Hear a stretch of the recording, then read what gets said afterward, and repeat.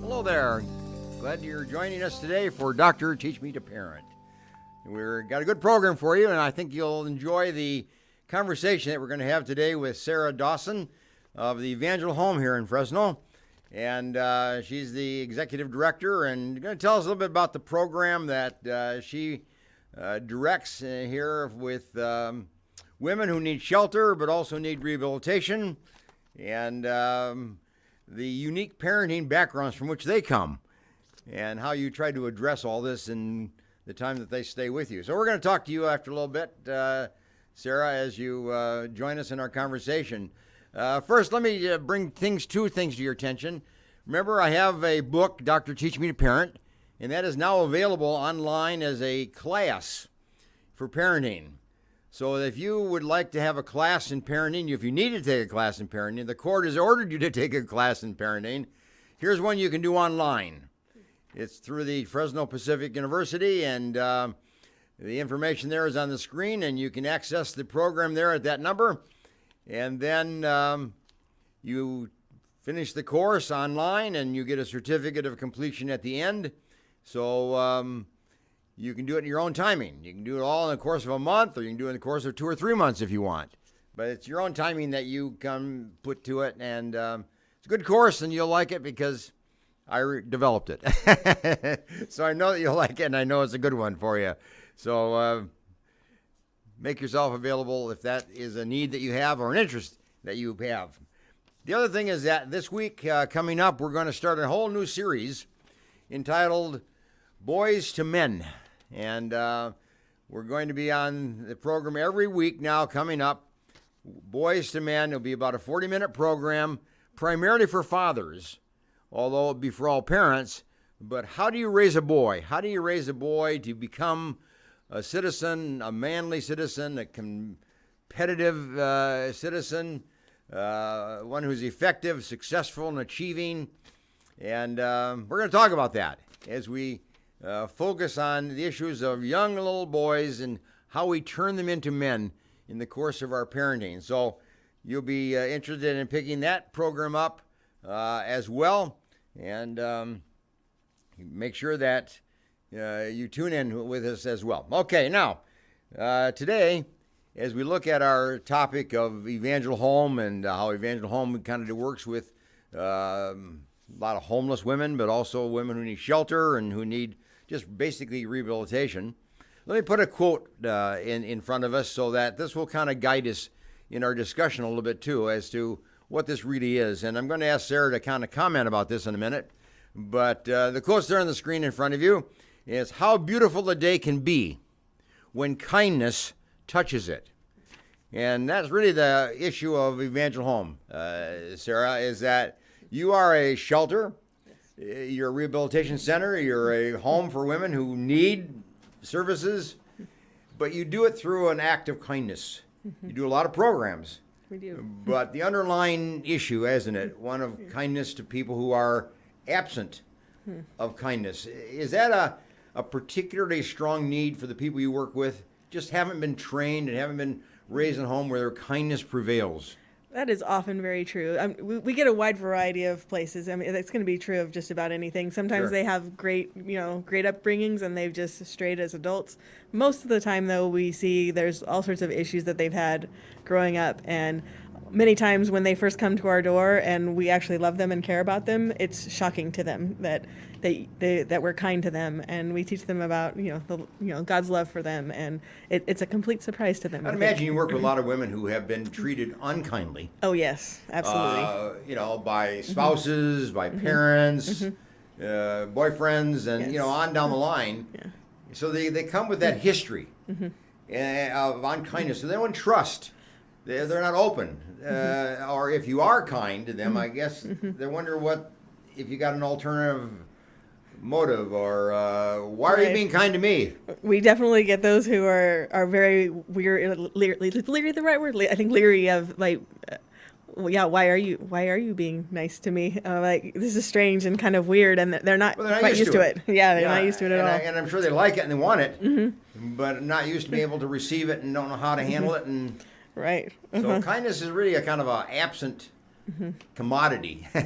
In most of them, You know, yeah. among Yeah, the many people of you them. work with, I'm sure. Yes, And I'm sure when you look at the homeless population, that's an absent commodity. You look Right. at people who are in the drug world and the gang world and various kind, and you get all these kind of people into your home. Kindness doesn't. It's not part of their history, not part of their pattern. Not always, no. It's yeah, it's a great, I don't know, you're just thinking about that. It's true. They don't have a lot of people who are kind to them, and it is a shock, I think, when somebody comes in and they are kind and Yeah. and they're not used to it. That's a and- good word. It's yeah. a word. It's, Yeah. it's a real shock. Yeah. And therefore, how do you handle that? Yeah. Well, and I think that's a lot of us. So when you go to something unknown, a lot of us will revert back to what we do know, even if it's not the best for us. Yes, that's true. And so it's kind of the same with them. Like, okay. And so you see a lot of testing, I think, where we are. Like, okay, if I'm mean, are they still going to be nice to Yeah. me? Like, let's test it out, see if it's true, and they'll kind of test it over time just to see. Like, Well, let me encourage you though, to be a place of kindness, Thanks. a house of kindness. Yes. You know, a people of kindness. It rings a bell. It meets a need. Yeah. You know, it's something that people need to learn how to experience, learn how to receive, then learn how to be kind to somebody else in return. So let me encourage you as a Thank you. program and Thank you. a house that trains people and rehabilitates people Yeah. to kind of operate out of that concept of kindness and making that a very prevailing mode and relationship pattern. You know, for your home. I encourage you, to do Thank that. you. But let me ask you this question: Evangel Home. Yes. You've been here in town for 66 years. 66 years. Yeah. So you're well known. And you work with women. Tell me who you work with.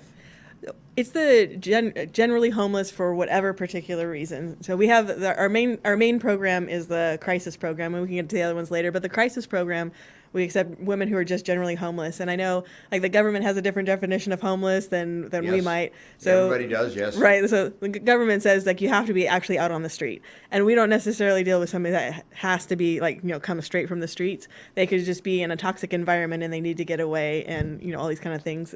They could come from abusive backgrounds. They could come from drug addiction for a long time. They've just been so down and out for a long time that they haven't had anybody, like you said, to be kind to them. And so just generally homeless. The word transition comes to me as you've been talking. Yes, you don't have to be on the street Right. to be admitted to your Right. program. But I would imagine everybody that's admitted to your program is in a situation where they need transition. That's a great From word. whatever they have been in, as you called it, a kind of an abusive relationship. They need to transition out of that. If they're homeless, yes, they need to transition out of that. Yeah. If they are just living pillar to post and with friend to friend, Right. yeah, they need to kind of transition out of that into something more stable, into something more developmental that's going to give them a future. Yeah, that is such a great word. I hadn't really thought of it that way, but transition is a perfect word because they're going from one chaotic environment and into ours and trying to find a more stable place. It's exactly right. And I think even when they're trying to find this stable environment, we have a lot of structure. Like there's a lot of rules and a lot of things, and so people are not used to that. That's hard. People are not used to rules and regulations and programs and time and. Yeah, some people come in and they thrive in that environment, and others come in and they're like, we are not ready for this kind of structure. We are out of here, and they'd rather just go back to the other life. And you're like, well, if you want that chaos to stop, you need to have a little bit of structure so that you can stop that chaos and that downward spiral to be able to move on and to get to the next stage. So it's hard because, we want to be lenient and kind, but you also need to provide the structure so that they know this is the boundary. And you use the word structure, which I think is a good concept in any program. You have to start and you have to end the day in a certain systematic manner. Right. And you achieve certain things during the course of the day, and you're teaching people how to live. Yes. I mean, that's really why you do that. Right, absolutely. But beyond just being kind of a systematic way of kind of living, you're also talking about authority. Because there are people who don't mind living according to some schedule, but they don't want to be told to do it. Oh, and you're an no. authority figure. Ever heard of that one? Everybody loves authority. What are you talking about? No, they don't. I know that. No. And Sarcasm. I mean, you really fight that. I'm sure that Yeah. people that have not had authority, Right. or they've had abusive authority or excessive authority. I think you hit on something really huge there about the abuse of authority, because I think that's why they have a hard time even listening to authority, because they don't know that it's coming from a place of love or kindness, because Yes. they're so used to it coming from, I'm going to beat you down and make you submit, rather than a willingness to submit to the authority. And, Yeah. and then when you say the word submit, oh boy, that raises louder. Yeah, there's a lot of that problem. Yeah. Systematic scheduling, that's tough for some. Yes. Submission to it, that's hard for some. Having been told to do it from a person that's an authority person, Oh, yeah. that's hard. I mean, those are hard Yes. things to accept when you not live that way. Even though you live chaotically and in an abusive manner, in a unsuccessful, unachieving manner. I mean, Yeah.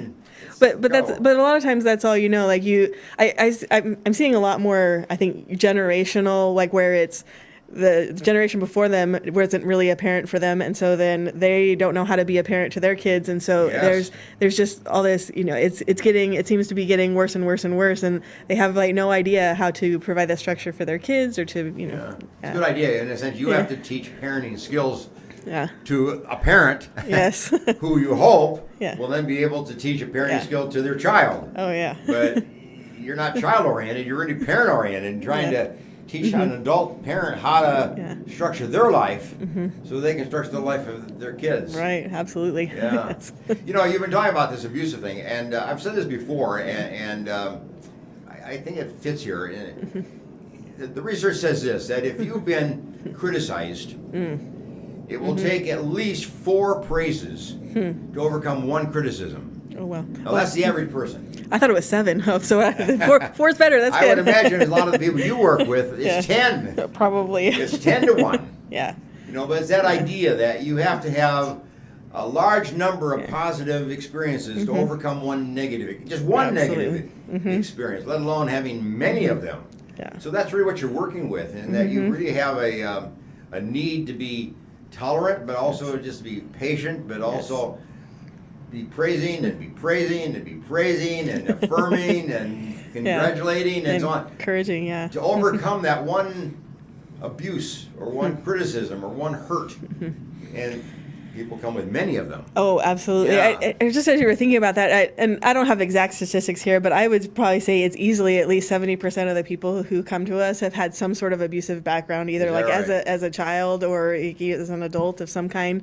Not all of them, obviously, but Yeah. and like I said, it's not a real study or anything, but that's just in my perception. No, that but seems it's like a lot of true. it. Yeah, when you take a woman that's come from an abusive history, Yeah. how can she be a parent? She can't be. And the research shows that. I mean, that the abused woman is not a good spouse, and the abused woman is not a good parent. Yeah. But they often find themselves in those roles. They're often in a spouse relationship, and they're often in a parent relationship. And the very thing they cannot do very well because they come from such a history of abuse themselves. And yet some of them are such overcomers and so resilient. Yeah. I see both, that they want it, they just don't know how to do it.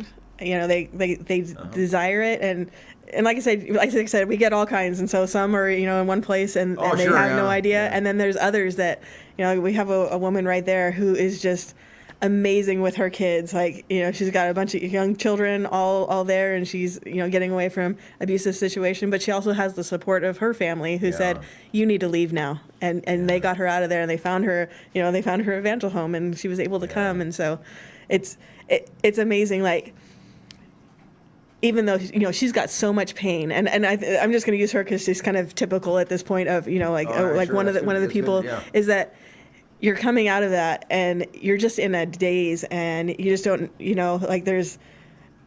just shocked. Shock is such a good word, I think, for all of this, because it is, you're like trying to get out of this home that is not good for you.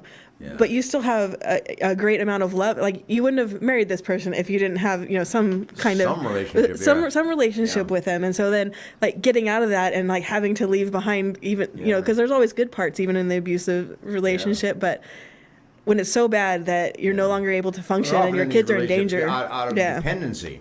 Yeah. They have to find somebody they can depend on. Yeah. And everybody you can depend on for a while. Yeah. But then that dependency breaks down. Yeah. And it's a shifting of a dependent on from somebody to you. Yeah. Into your program, and are you dependable? And will you let us down? Will you turn against us? Yeah, we definitely get those for sure. Yeah. I mean, that's always the fear or the struggle that's there.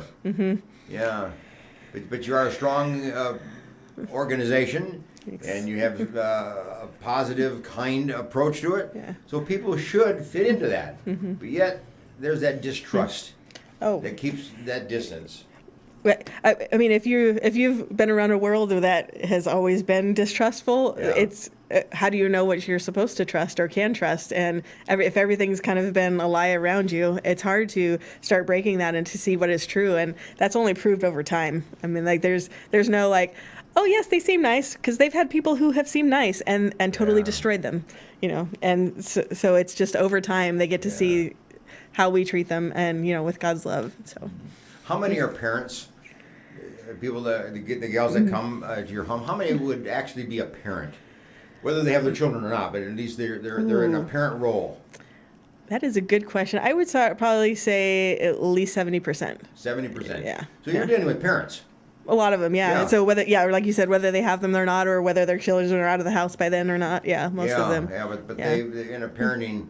Also, being a parent is a very important part of your training, and being an effective parent, a good parent, is a very important part of your whole training program, because that's kind of their interest. And if they don't have children, I would imagine they want to get their children back. I mean, that's usually the process that women think in terms of. Absolutely. So what do you do with these people? Okay, so they come. Yes. And there's thousands of them out there. I'm sure they come. But so you select a few. Now, what do you do with them?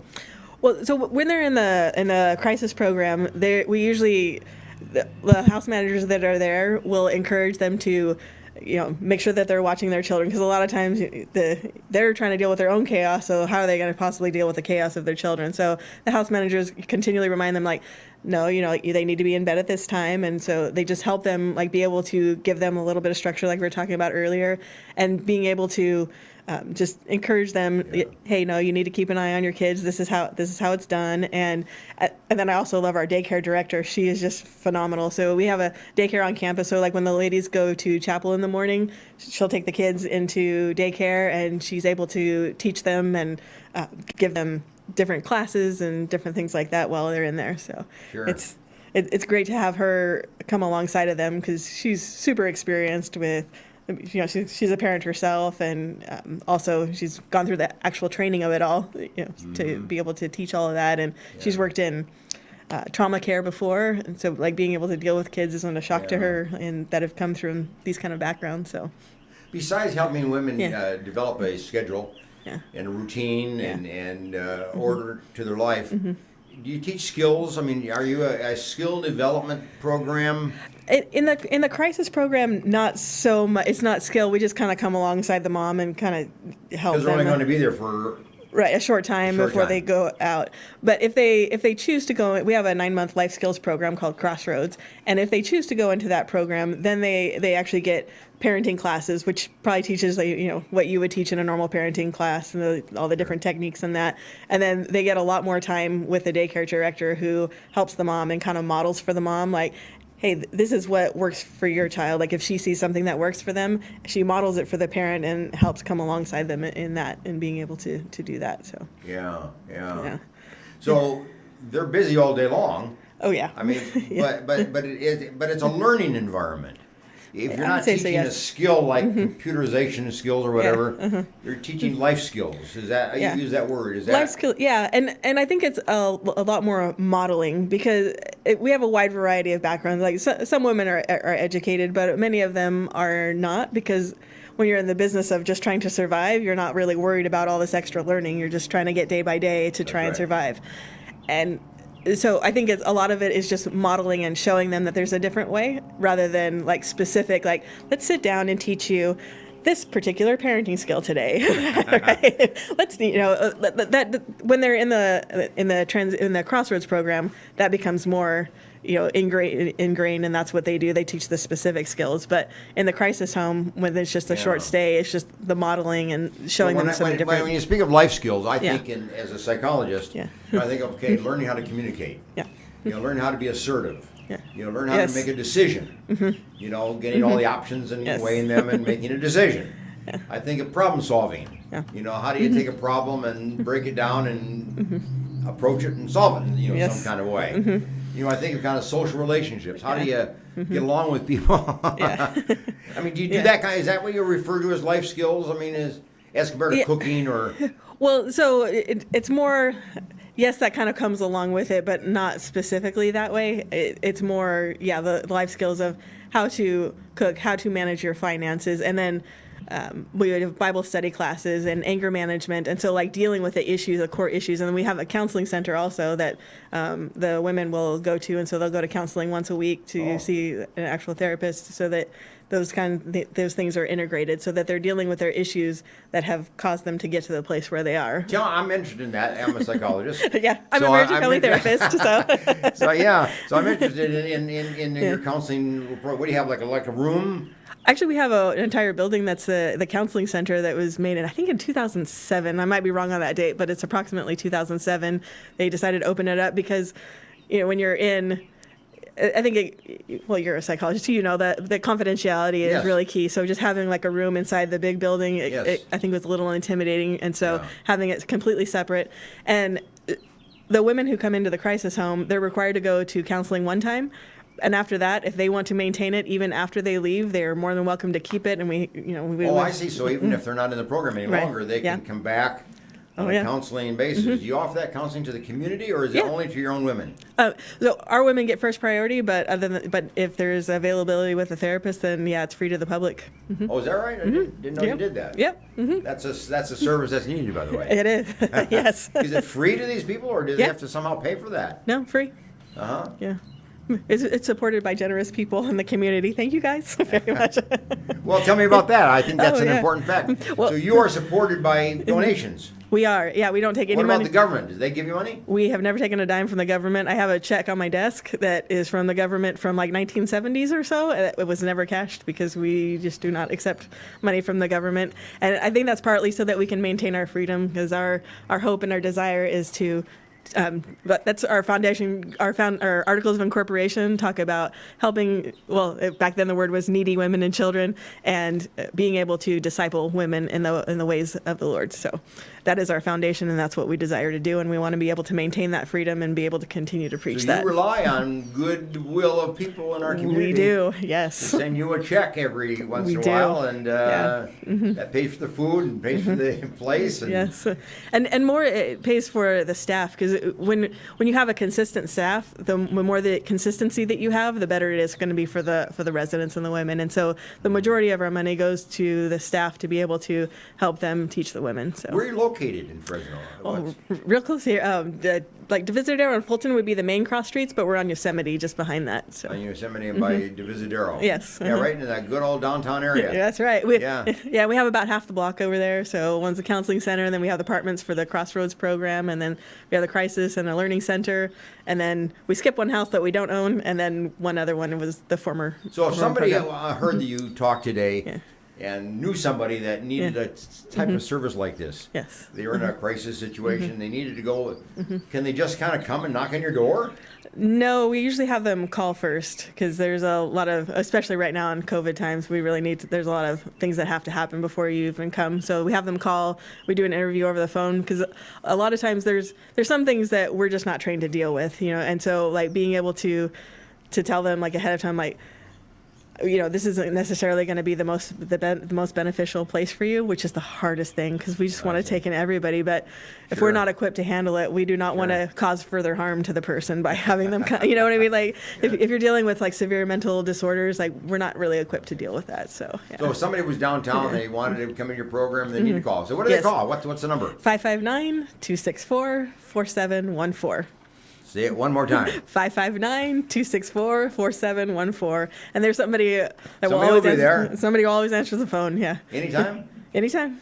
Okay. But we don't do intakes in the middle of the night, so it's called during the day if you're wanting to come in. Preferably during the day, but right. I mean that's how you want to be approached. Yes. I mean, so say if I knew somebody, that's the number I would have them call, and then they would.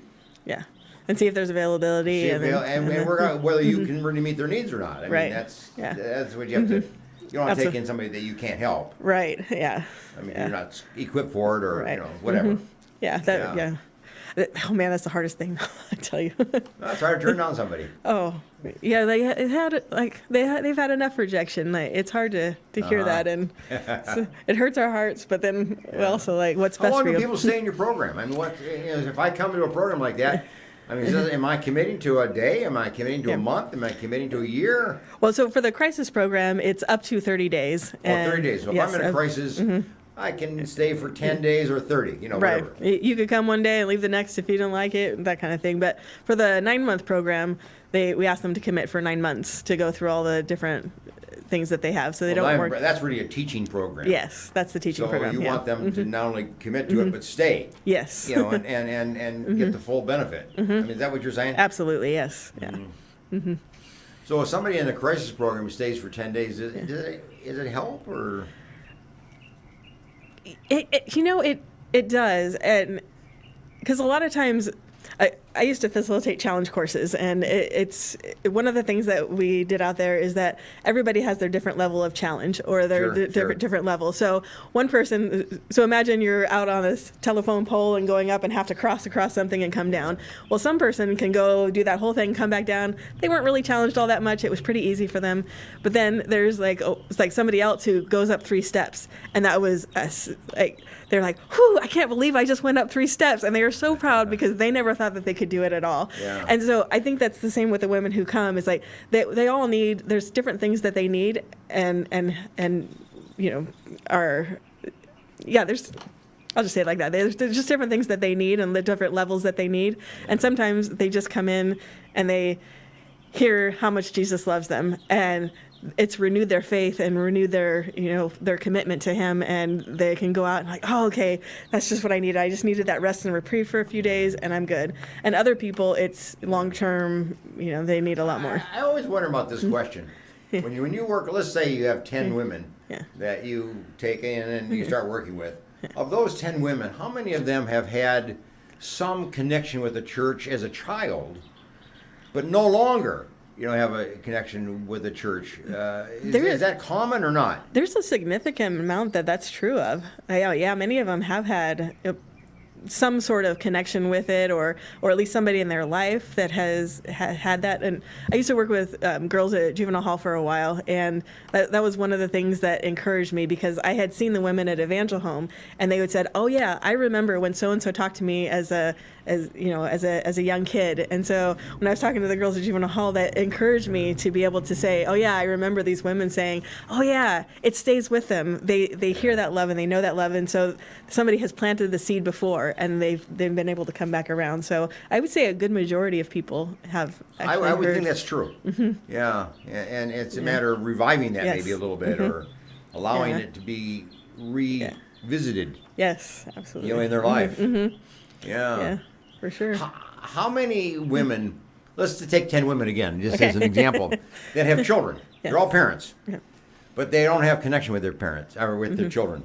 How many reunite as a family or in some kind of way with their children, visitations of some kind, or partial parenting, or after they've finished your program? Let's say they've been in your program now for almost a year, and then leave.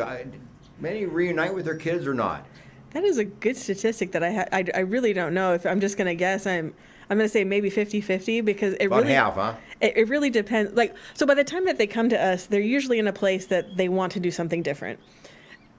That doesn't always stay. They start off with good intentions, and then it's just too exhausting to try and make it's a lot of change, and it's a lot of pain to deal with, and so they end up, going away.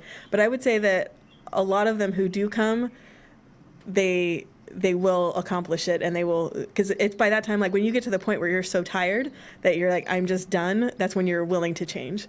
Till you get to that point, a lot of times I'm not willing. And we've had several success stories who, that was their second or third time to come to the home. So they had come once and they went back to, the toxic whatever situation that they were in. They came from, huh? Right. Yeah.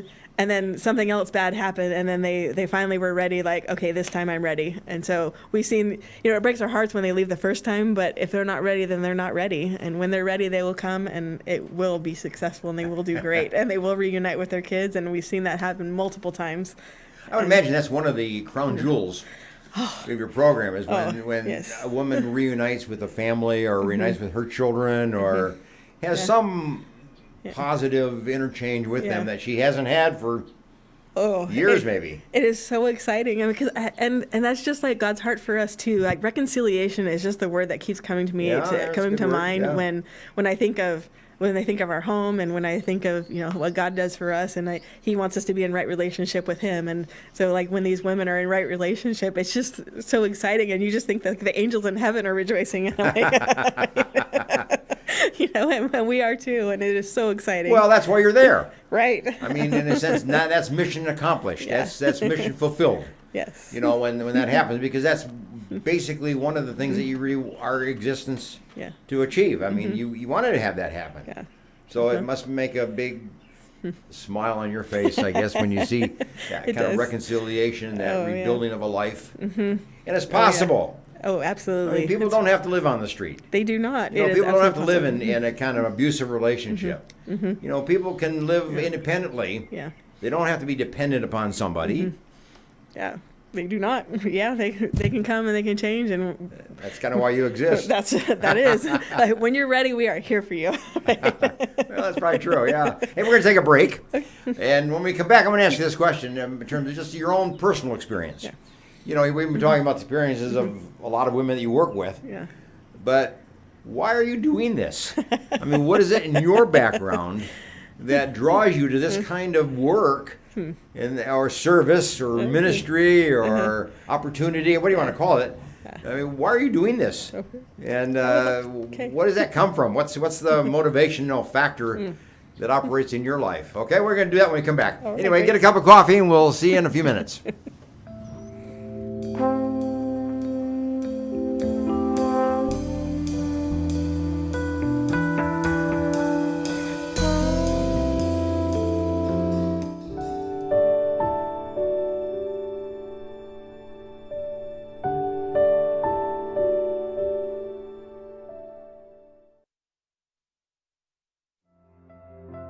The in-house services we offer here are Total Life Change, anger management, one-on-one biblical counseling. We do a marriage enrichment, codependency and chemical dependency one-on-one counseling. We have a relapse prevention piece. We also do a lot of workshops where we inform and educate people on different topics. There is one-on-one individual sessions, and we also have group therapy that we work in a group. We find that can be so advantageous when you know you're not alone. The key is to call, email, online, and get a hold of one of the receptionists here, and we will do an assessment. We are not here to direct, guide, and force. We're here to meet you where you're at, then direct, then guide, and then give you options to break free.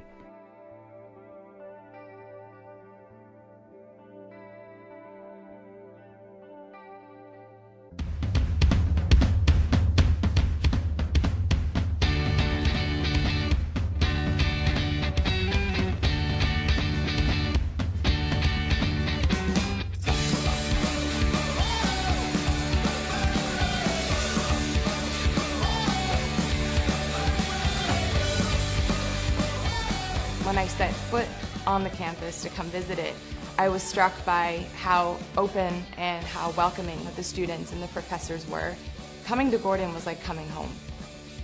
I think intentional community is what Jesus modeled with his disciples, and Gordon has really fostered a good place for intentional community to happen.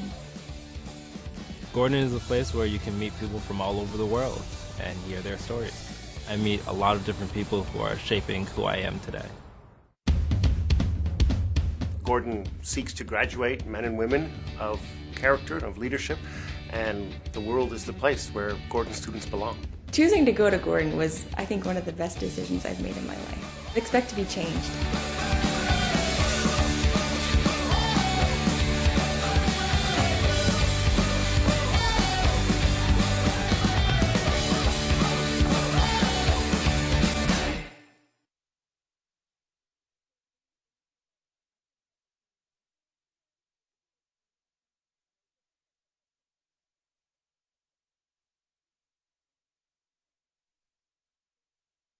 The Green Gables Care Home is a 24-hour assisted living facility for the elderly located in Clovis, California, offering spacious private and semi-private rooms which are wheelchair approved, catering to the special person in your life who needs attention and wants to live in a loving home environment. The Green Gables Care Home has assisted living in secured homes for elderly with Alzheimer's, memory loss, and for your loved ones needing assistance with their activities of daily living. Call 559-297-9438 and visit greengablescarehome.com.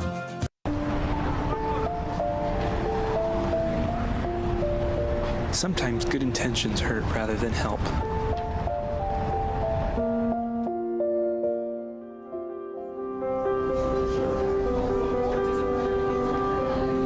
For just $1.76 per meal, the Fresno Rescue Mission offers more than food. We offer hope.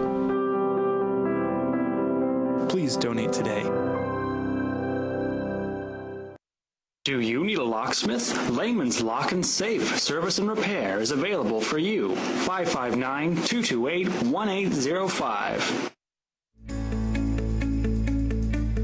Gained a lot, learned a lot, and got a lot of love. If it weren't for the knowledge that I had gained from the classes at PCC, I probably wouldn't be the mom I am today. See, there it goes. I would love you to meet my son, Aaron. My situation was very difficult. I didn't know how my life was going to turn out. We graduated in June 2010, and we got married in July. And through family, the Pregnancy Care Center changed our lives. The Pregnancy Care Center was a huge, vital part in helping me walk through that pregnancy, in educating me and loving on me during that time.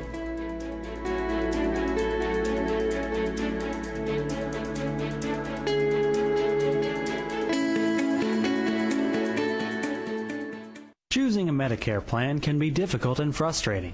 Susan Hatch can guide you through the Medicare maze and help find the right plan for you. Susan helps people understand the confusing and drastic changes that occur every year in Medicare. Susan will only recommend plans that will protect your assets and allow you to continue to see your personal doctor. As a 100% independent agent, Susan is not controlled by any particular insurance company to steer a person onto any one particular plan. Susan was awarded the #1 Medicare supplement agent in California. Look for Susan's Medicare question and answers every Monday in the Fresno Bee. Call Susan at 559-307-2287 and visit MedicareToday.net. Central.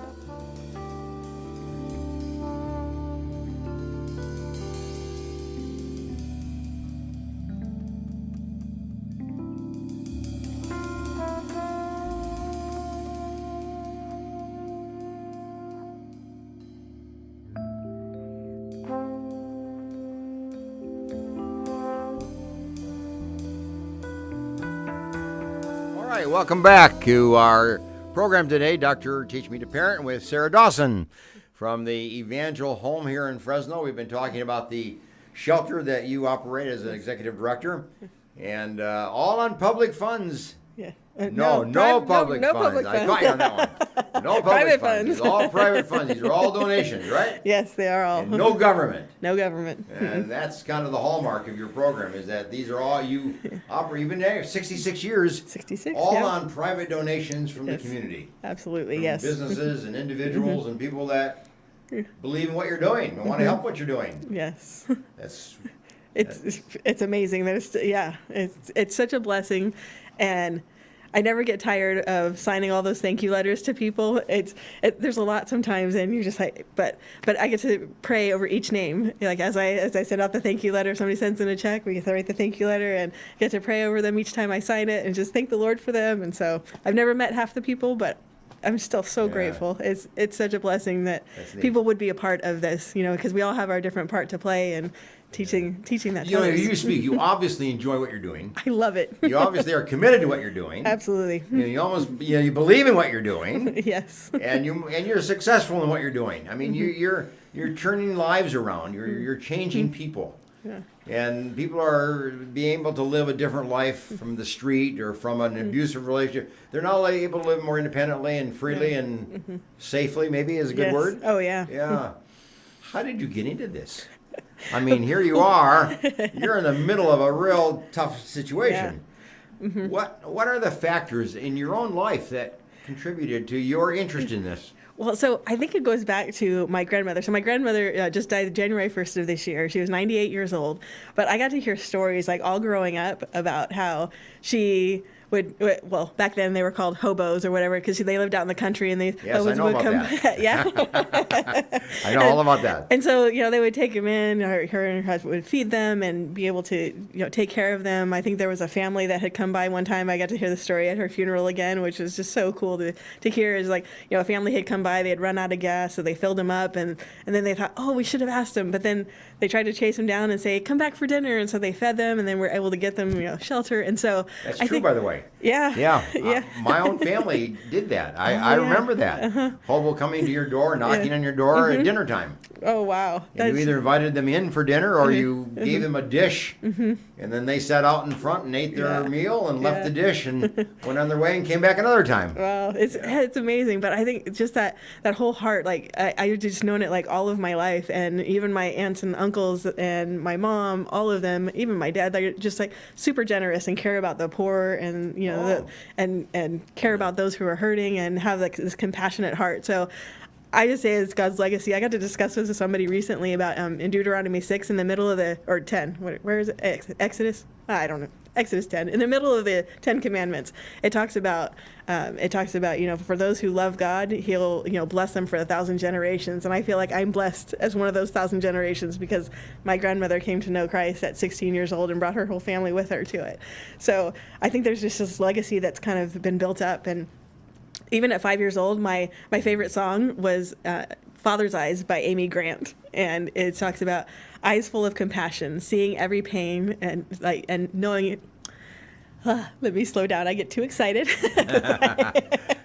It talks about just like my father's eyes. He's eyes full of compassion, seeing every pain, knowing what you're going through, and feeling it the same. And even at 5 years old, I think that was just that's who God created me to be, is to be compassionate and merciful and to So one of those love personality others. qualities that we refer to is compassion or caring and empathy. Yes. And you really feel like you were trained to learn and develop that particular trait of personality. Yeah, absolutely. And so from there, like even when I was in high school, so I had a twin brother, and I love him dearly, but he's a challenge too.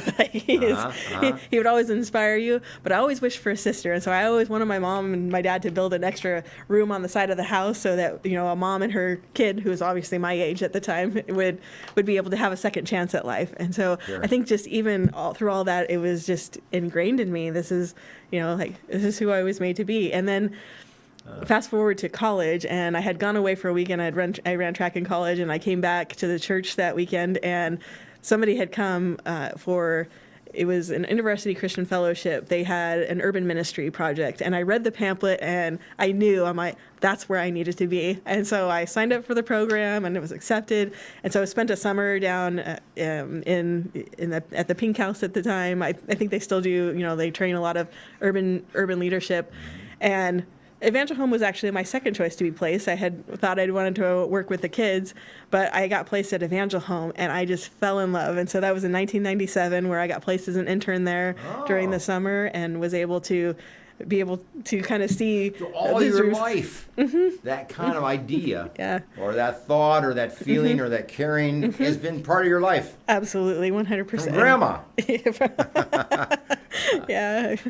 Yeah. I mean, bless her soul. It's wonderful that she's carried that message to you. Because I imagine, she's very proud. Yeah. The fact that she helped you get a direction to your life that she's benefited from. I mean, right? I mean, yeah, she's really funny. So we have a radio show as well, and so she listened to it every single week, and every single week she would listen to it, and she said, "If you don't speak slowly, I'm going to stop listening to you." But she was always encouraged, and like anything we needed, she was just always, always. We all need a cheerleader in our life. We do, yeah. She prayed. No matter who it is, we need cheerleaders. Yeah. And we thrive because we have cheerleaders. Yes. And, here you're working with a population of girls, women, who don't have cheerleaders in their life. They don't. I mean, they're really, they're absent. Who encourages them? Who supports them? Who gives them ideas? Who feeds them encouragement? Yeah.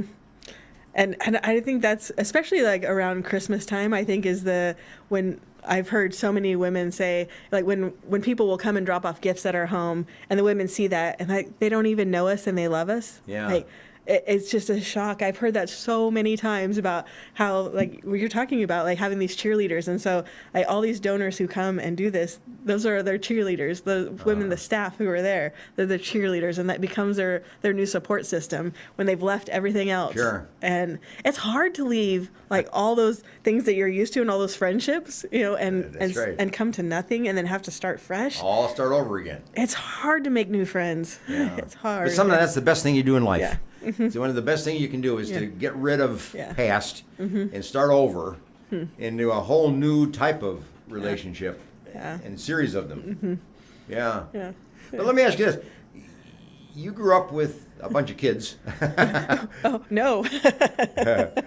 Me? Yeah, No, in your own family. Oh, no, I only had a twin brother. That's it. Yeah, one twin brother. One twin brother. That's a bunch. It felt like a bunch. It's a twin and it's a brother. That's a bunch.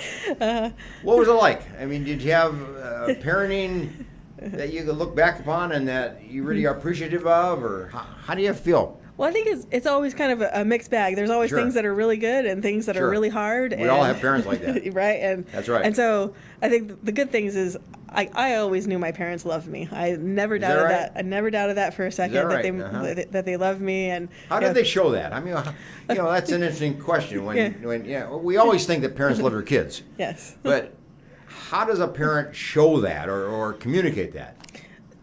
So like my dad, he's a super quiet man. Like we can be in a car ride for several hours and maybe say 2 sentences to each other because we're both off in our own little worlds. Okay. But he's there. He's there and he's present, and like even to this day, he will not let me leave the house. Hey, aren't you going to give me a hug goodbye? So there's that. And then my mom, who like kind of has the same legacy as my grandmother of just like compassion and caring, and would do anything for us and would teach us. Like she was the one who would tell us, no, you cannot do that. But she also gave us great freedom, like to try new things. And I think I have an adventurous spirit because of her. And a little bit of trust. Yeah. There and faith that you could handle life and circumstances. Like she wouldn't just say no just to say no. She would have a reason behind her saying no, and if she didn't have a reason, then she would let us try it and go for it and try new things. So and then the other thing I really liked was that when we tried something new, she would always make sure that we stuck it through to the end. So if it was a soccer season, you had to stick through the soccer season. Yes. I would. Say that to kids and to parents. It's all right for kids to change their interest. Yes. But they got to finish what you come start. to a finishing point before they then take on something new. Right. And don't just quit. I think that's.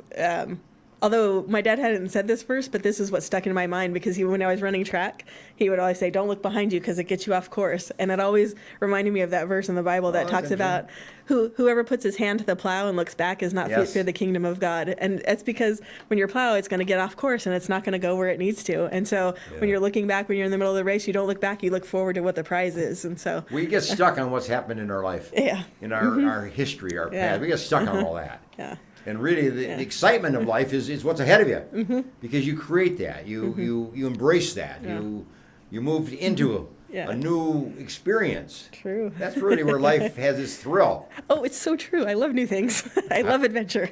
And hopefully you passed it on to the women in your program, Evangel Home. I mean, that's You want them to catch that. Yes, absolutely. I mean, because we all have this kind of burden of what our life has been and what's happened and what should have happened and didn't happen, and we're angry and bitter about all that. I mean, that's easy to just carry that with you, Right. you know, forever. You got to Yes. move beyond that into what's ahead of you, and if you can teach kids that. So your parents really taught you that. I mean, They did, yeah. that was an important thing for you as a child to learn from your parents. Yes. And you appreciate that. I do, very, very much. Yeah. Because, not a quitter. You keep going. And of course, there's the other side to that is sometimes you get too stubborn and don't know when to call it quits when you should. But you said something a little while ago, which I repeated before, but I think it's a very important issue. That is, your parents loved you. Oh, absolutely. And they conveyed that in some way. But what really is important in all that is that you believed that they loved you. True. That you believed it. I did. You accepted it. You thrived on it. There are kids that doubt. Parents are supposed to love you, right? Yeah. Yeah. That's what parents are supposed to do. Yeah. But some don't. Yeah. Or they don't show it, or they don't convince their child that there's a loving relationship there. So it's missing. True. Yeah. But you believe it. So your parents somehow conveyed that idea they did, and you believed it. Yeah. And now that you're asking that, I'm like, I have no idea why I believed it, but I know I did. So. That's right. It's often you don't know that. It's kind of a subtle, message there, but it's very important that you do accept that and you do believe that. Yeah. Yeah. You convey that to the women in your program. I mean, is that an issue that you try to talk about or try to help them understand that they are loved, even though they have not been loved in a warm, positive kind of way, but there is a love there. Yeah. I think it's more in the actions than in necessarily, there are words that go along with it, but it's nothing specific that we go in and say, this is what it is. But there is definitely, I think it's more the action behind what we do. And, so they have chapel twice a day, and being able to hear that from all the different people who come in and do chapel and are teaching God's word and God's love. Sure. I think they hear it and they see it both. And so, yeah. Hey, Sarah, you're wonderful. You're a great person for the Evangel home and that Thank program. You. I love it. If somebody out there is watching and wanted to help you, wanted to give you $1,000, or send some food to you for the program and so on, or some clothing, or how do they do that? How do they make a donation? So donations of monetary gifts are through. You can either go to our website and you can donate online, or the website's on the screen. evangelhome.org, or you can also just send in a check, 137 North Yosemite and 93701. It's in Fresno.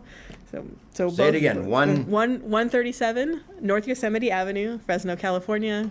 93701. And look it up in the phone book, obviously. Right. Or you can also just call us, and if you have questions, if you want to know more about it, I would love to talk with you. Because of COVID, I'm not quite in all the time, so you can either email me or call and leave me a message, and I'll call you back within a few days or whatever. So 559-264-4714, or you can email evh@evangelhome.org. So. Beautiful. Yeah. And you would like to have a donation from people. I mean, this is how you run. You depend on people donating. I mean, I gather this is a very important thing to you. Yeah. And food donations we're accepting right now.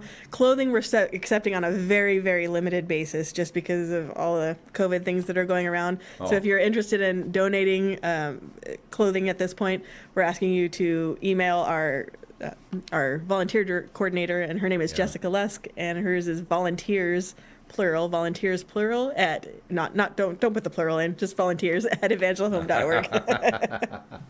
Okay, very good. Yeah. Say, before we end here today, remember I have available for you a parenting class online, and if you need a parenting class, it's for Parenting Better, and you can access that online, and it's program that you can take at your own timing and whenever you want to, and complete it as you're able, and you'll get a certificate at the end from Fresno Pacific University. So I bring that to your attention. If you need a parenting class or would like to have one, or this would be an opportunity for you to really enhance your own skills of parenting. And then the other thing is that starting Wednesday at 4 o'clock in the afternoon, we have a new program that we're starting, Boys to Men.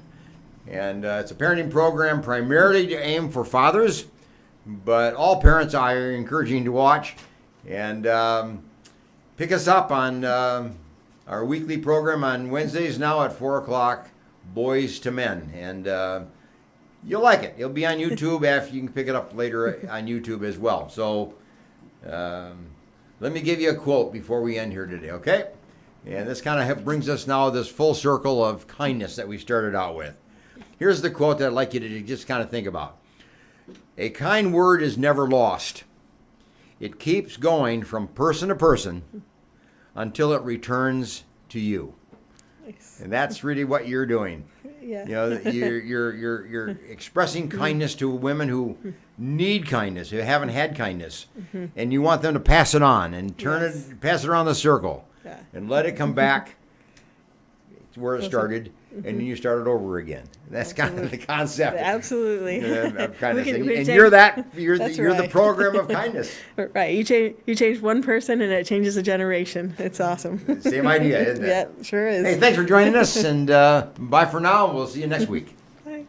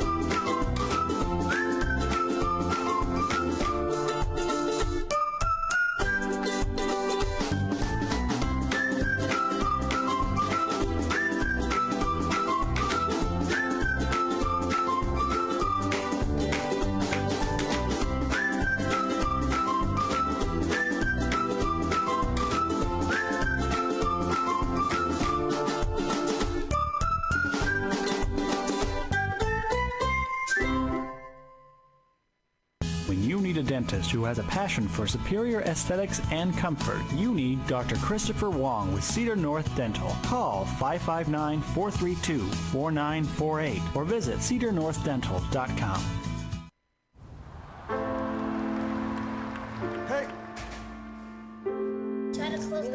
Tanya, come here. At Boys and Girls Clubs, it's not just about trying new things. Kitchen in my hometown. It's not about learning the right steps. 4, or making contact. 5, 6, 7, 8. It's not about exploring the future. It's about helping them build it. It's about taking steps to greatness. About making a connection. It's about proving every kid and teen has what it takes. It's about people in our clubs who bring out the greatness in every kid who enters our doors. It's not just about being on stage. It's about walking across it. Great futures start here, and here, and here. Sat7 is a Christian media network that uses uncensored satellite television to broadcast across the Middle East and North Africa, and is also available globally online.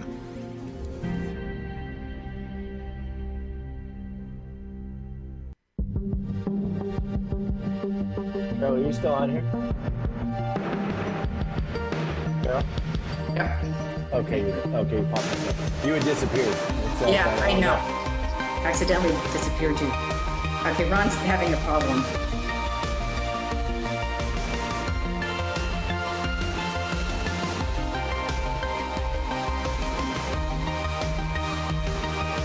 I'm gonna try and send him the. I just sent it to him. The full one that had the schedule and everything? Yeah. He's about to get it again. No, I just sent you the link. You got to expand it.